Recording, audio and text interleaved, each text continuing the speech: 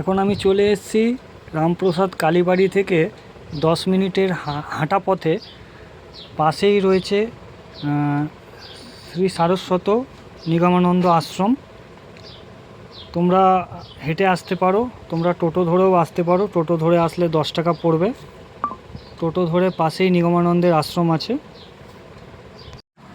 Nigamananda সারস্বতের main কেন্দ্র হলো আসাম গুয়াহাটি। অন্য সময় ভোগ প্রসাদের জন্যে এখানে 50 টাকা দিতে হয়, যেটা আজকে নিগমানন্দের জন্মবার্ষিকী উপলক্ষে ভোগ প্রসাদ ফ্রি। বিশেষ বিশেষ দিনে এখানে নিগমানন্দের আশ্রমে দীক্ষারও ব্যবস্থা আছে, এখানে দীক্ষাও দেওয়া হয়। যে দেবদেবীর দীক্ষা নিতে চায় সেই দেবদেবীর মন্ত্র নিতে চায়। গেট থেকে ঢুকে তোমরা দেখতে পাচ্ছ ডান দিকে এই যে ঘরটা আছে, এই ঘরটা হচ্ছে জুতো রাখার ঘর। এখানে লেখাই আছে, দেখতে পাচ্ছ, বিনামূল্যে জুতো রাখার ঘর। মানে এখানে তোমরা যদি এসে জুতো রাখো তার জন্য কোনো অর্থ প্রদান করতে হবে না তোমাদেরকে। এই চারিদিকে দেখছো তোমরা ঠাকুরের উৎসব উপলক্ষে প্যান্ডেল করা হয়েছে। সব মানুষজন এসছে, চেয়ারে বসে আছে।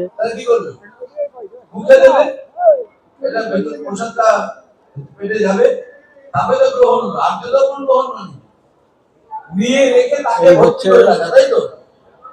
ঠাকুরের বড় ফটো লাগানো আছে সামনে স্টেজের উপরে। বড় করে স্টেজ হয়েছে, এখানে ঠাকুরের আলোচনা চলছে।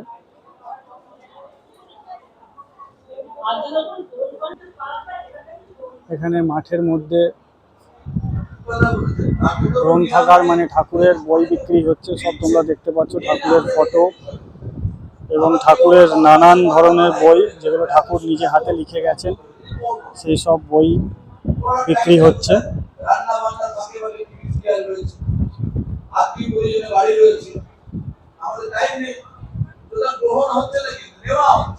গেট থেকে ঢুকে বাঁদিকে দেখছো খুব সুন্দর জাল ফাল দিয়ে, যাতে চড়াই পাখি টাকি না এসে গাছপালা খেয়ে নেয়, সেই জন্য খুব সুন্দর করে টব সাজানো আছে, গাছ চাষ করা আছে, খুব সুন্দর করে ঘেরাও দেওয়া আছে। তোমরা দেখতে পাচ্ছ খুব সুন্দর করে ছোট্ট করে বাগান করা আছে, বাগানের মতন জাল দিয়ে ঘেরা আছে। এটা পরপর কল আছে, পানীয় জল, এখান থেকে পানীয় জল, খাওয়ার জল নিতে পারো তোমরা। এটা গোশালা, তোমরা দেখতে পাচ্ছ গরুর খাবার সব রয়েছে, খড় ভর্তি রয়েছে। এই হচ্ছে গোশালার গেট, এখন বন্ধ আছে, উপরে জয়গুরু লেখা আছে। এই গেট দিয়ে ভেতরে গোশালা।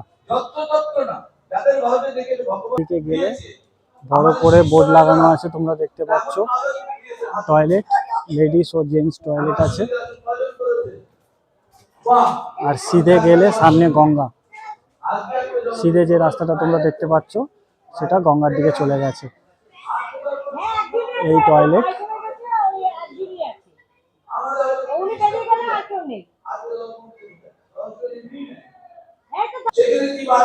এইখানে নিগমানন্দ যোগা শিক্ষা কেন্দ্র। এখানে টাইম দেওয়া আছে সকাল 5:30 থেকে সকাল 7:30 অবধি, সানডে ক্লোজ। এখানে নিগমানন্দ মিশন আশ্রম, এখানে ক্লাস করানো হয়, যোগার ক্লাস করানো হয়। ডক্টর স্বামী জ্ঞানানন্দ সরস্বতী মহন্ত মহারাজ করান। এই যে নিগমানন্দ যোগ শিক্ষা কেন্দ্র। সারস্বত নিগমানন্দের মেন আশ্রম হচ্ছে গুয়াহাটি, আসামে নিগমানন্দের মেন আশ্রম। সারস্বত নিগমানন্দের দোল পূর্ণিমার দিনে জন্ম হয়েছিলেন এখানে, তাই জন্য দোল পূর্ণিমাতে খুব বড় সড়ো করে উৎসব পালন করা হয়। সেই দিনও এখানে প্যান্ডেল হয়, ভোগ প্রসাদের বড় সড়ো করে ব্যবস্থা করা থাকে। ওই দিনে একমাত্র ভোগ প্রসাদ ভোগ প্রসাদ ফ্রিতে থাকে, অন্যদিন ভোগ প্রসাদের জন্য 50 টাকা করে মূল্য ধার্য করা আছে। এই চলে যাচ্ছি, আস্তে আস্তে সিঁড়ি থেকে নিচে নেবে, নিচের দিকে। এই যে রাস্তাটা যাচ্ছে গঙ্গার দিকে, এই রাস্তাটার নিচে গঙ্গার সামনে ভোগ প্রসাদের ব্যবস্থা হয়েছে প্যান্ডেল করে, এখানেই ভোগ খাওয়ানো হচ্ছে।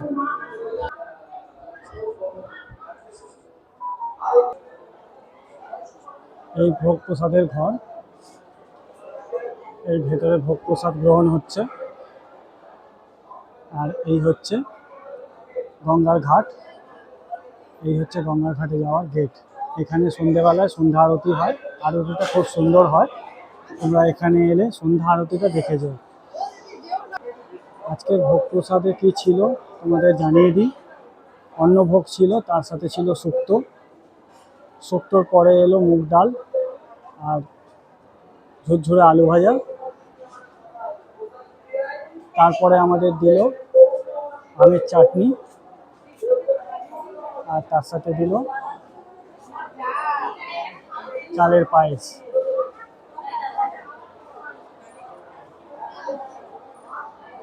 খুব সুন্দর প্রসাদ গ্রহণ হয়েছে বিনামূল্যে।